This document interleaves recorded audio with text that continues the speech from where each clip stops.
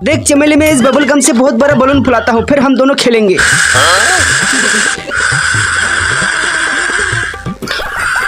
अरे बाप रे बाप, ये तो बहुत ही बड़ा हो गया। चलो अब हम इससे खेलते हैं। अरे रुको, मैं पकड़ता हूँ। बाप रे, ये क्या चमेली, तेरा ये हरकत मुझे बिल्कुल पसंद नहीं आया। मेरा कितना लॉस हो गया तुमको पता है? जा रहा हूँ मैं। अरे चुटकी, इतना गुस्सा क्यों होते हो? इसका भरपाई मैं देता हूँ ना, ये ले पैसा। ठीक है, ये काम तुम्हें पहले करना चाहिए था। अरे आज मैं अपना ही कसम खा के कहता हूँ, आज के बाद मैं कभी मीठा नहीं खाऊंगा, लेकिन ये इतना मीठा है छोड़ने का अरे टिकली दादाजी, क्या खा रहे हो? आज मैं बहुत गुस्से में हूँ, मुझे जल्दी से आइसक्रीम दो। बेटा बार बार मैं तुझे नहीं समझाऊंगा, मुझे टकला मत कहो, समझा? अरे दादाजी, अब तो गुस्सा हो गई। चलो ये लोग आपकी वीडियो पे लाइक कर देंगे। प्लीज दोस्तों, दादाजी की वीडियो पे लाइक कर देना प्लीज।